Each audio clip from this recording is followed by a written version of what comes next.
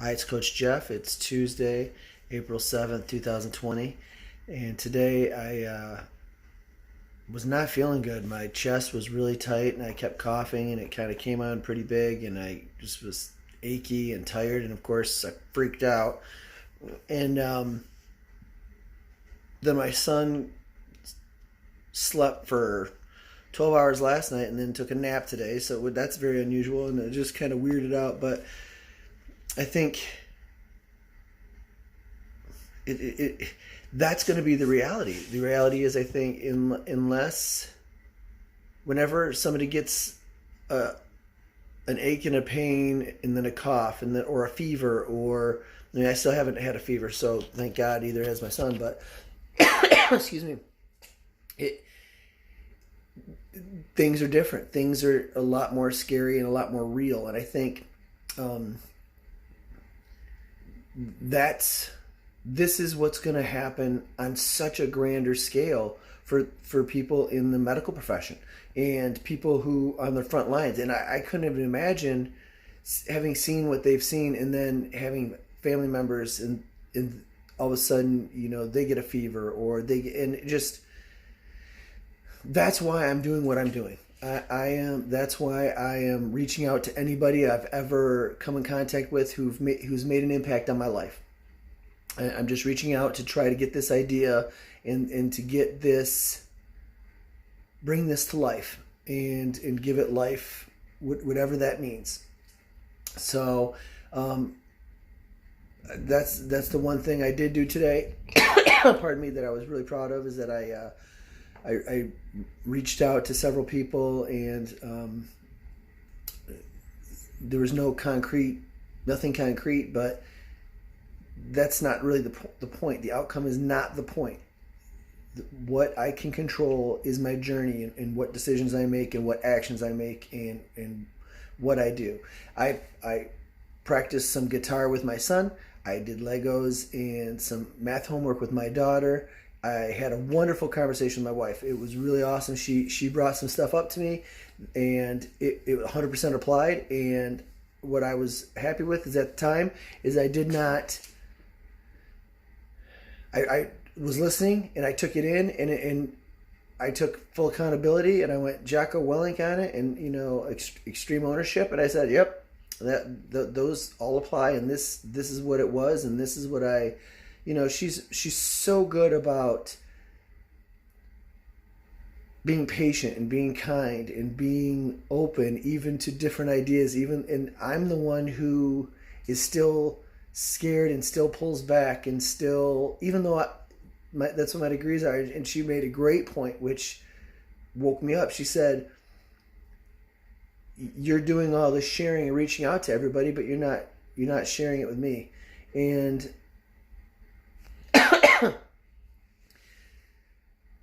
another reason why I appreciate her is it wasn't a comfortable conversation, but as soon as she was having it, I just appreciated her, and I was grateful that she's willing to have those uncomfortable conversations and to push me to be a better me and to be a better. She wants to stay married to me, so she's telling me up front,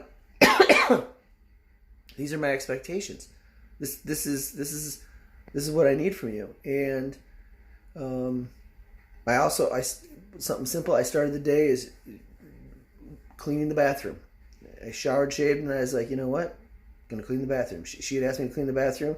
Now, I wish I would have cleaned. It would have been nice to have cleaned it when she asked me, but I cleaned the bathroom. And the reason why I'm saying that is, if I just get, if there's something I'm not excited about, I need to tackle it.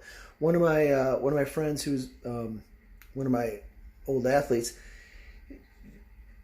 she's still a teen and she's amazing, and she pretty much revisits workouts that destroyed her during competitions because she understands the mental capacity and the mental side of it, the mindset, is where you're going to grow. Yes, physically you're going to get stronger if you consistently do stuff, but it's the same with your mind. If you consistently work on your weaknesses, they're not as weak, they're not as pronounced, they're not as many.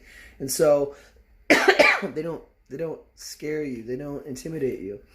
And I can't wholly be better if there's parts of my life or aspects of my life that I'm not working on. Relationship with my wife, doing homework with my daughter, or doing something, pushing my son to do something he doesn't particularly want to do. So one of the things I think was funny is as soon as I started doing playing guitar and just messing around with my boy, I don't think I coughed at all while I was in there, really.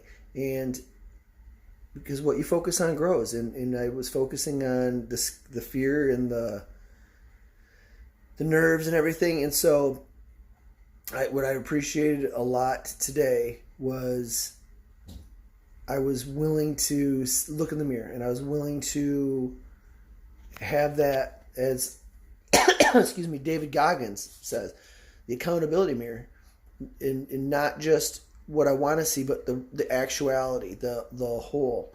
And I would love to be perfect and all that fun stuff, and I'm not. I'm flawed, and so I'm still a work in progress, and I'm still going to be progressing. And as long as I am working and striving to be better, I really will be. It's the same with anything. That's what made Kobe great. He talks about his seventh grade or something like that, I believe it was, and he didn't score a point in the entire summer, and that just drove him, and that's grit. And I was listening to this Italian speaker. It's hard to pronounce her name, Sia. It's a hyphenated name, but she's dyslexic and wonderful. She's on the board for Juventus football club in Italy. And that's what she was talking about, is grit. And just, okay, so what do we do? What do we do? What do we do? And what now? What now? What now? And so living on the other side of my limitations.